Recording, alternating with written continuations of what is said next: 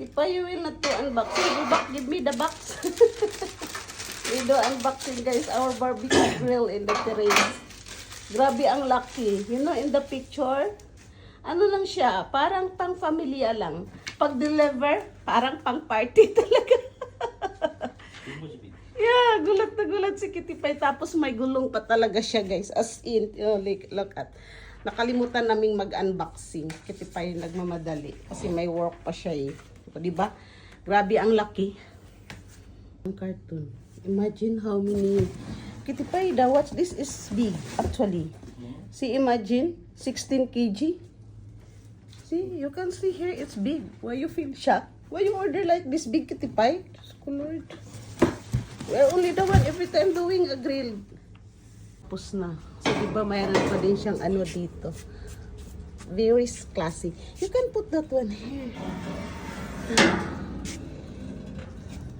So, yung ano, charcoal, diretso dito.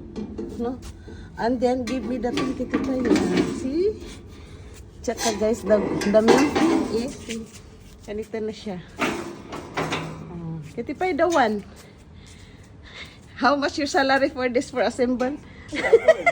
My back is going down. See, this is the main thing, guys, for making the. Kitty Pie holding like that on the barbecue. Somebody has to sit there and Yeah, like see? this. Oh, di ba? Ang ganda niya. Super like it. Ready na for the party. Only me and Kitty Pie. Ang cute niya. Yeah, come on. Yeah, I see it. Then you need to close this one. Actually guys, during summer, kasi mainit na dito, pwede na namin siyang ilagay dito sa loob ng aming gazebo. Yeah. So the ash is coming there, right? So not the charcoal actually, the ash. Only ash, waste ash. Yeah, so sorry guys, the ash is coming there directly. What ash? Ash. Ash pala. Not ash. The ash of Kitty Pie.